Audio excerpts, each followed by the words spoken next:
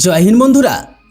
লাহোর থেকে শুরু করে ইসলামাবাদ পর্যন্ত পাকিস্তানের প্রধান শহরগুলোতে সহিংসতা ও বিশৃঙ্খলতার কবলে সবচেয়ে ভয়াবহ পরিস্থিতি দেখা গেছে করাচিতে, যেখানে মার্কিন কনসুলেটে হওয়া হামলার তার নিরাপত্তা বাহিনী ও ইউএস মেরিনের পাল্টা কার্যালয়ে বা কার্যকলাপে কমপক্ষে ডজন খানেক মানুষের মৃত্যু হয়েছে।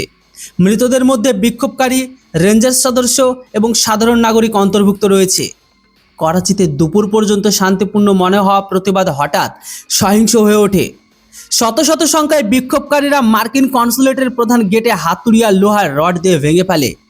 উগ্র ভিড় চত্বরের ভেতরে প্রবেশ করার সেখানে দাঁড়িয়ে থাকা যানবাহন ও নিরাপত্তা চৌকিগুলোতে আগুনকে পর্যন্ত ধরিয়ে দেয়। দেখতে দেখতে পুরো ভবন তো কালোই ধোয়া কুণ্ডলিতে ঘিরে গেছে।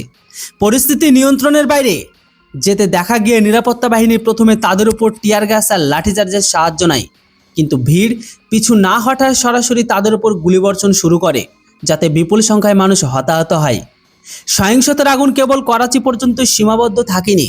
লাহোর এমনকি রাজধানীর ইসলামাবাদেও হাজার হাজার মানুষ রাস্তায় নেমে এসেছে। বিক্ষোভকারীরা আমেরিকা ও ইসরায়েলের বিরুদ্ধে তীব্র স্লোগান দেয়, এমনকি বেশ কিছু স্থানে ভাঙচুরও করে।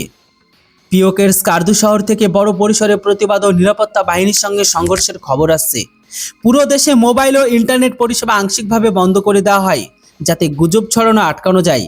সহিংস সংঘর্ষে আহত 50 জনেরও বেশি মানুষকে করাচির বিভিন্ন হাসপাতালে ভর্তি করা হয়েছে, যাদের মধ্যে অনেকের অবস্থা অত্যন্ত আশঙ্কাজনক। পাকিস্তান সরকার অবনতিশীল পরিস্থিতি দেখে প্রধান শহরগুলোতে সেনাবাহিনী ও আধা সামরিক বাহিনীর অতিরিক্ত দল মোতায়েন করেছে। মার্কিন পররাষ্ট্র দপ্তরও তাদের কূটনীতিকদের নিরাপত্তা নিয়ে গভীর উদ্বেগ প্রকাশ করেছে। তবে বর্তমানে পাকিস্তানের এই 3টি শহরে কারফিউর মতো পরিস্থিতি বিরাজ করছে। প্রশাসন বিক্ষোভকারীদের কাছে শান্তির আবেদন জানাচ্ছে, কিন্তু উত্তেজনার কমার নামে নিচ্ছে না। করাচিতে মার্কিন দূতাবাসে দেওয়া হামলা কেবল একটি প্রতিবাদ নয়, বরং একটি বড় কূটনৈতিক সংকট হয়ে দাঁড়াচ্ছে।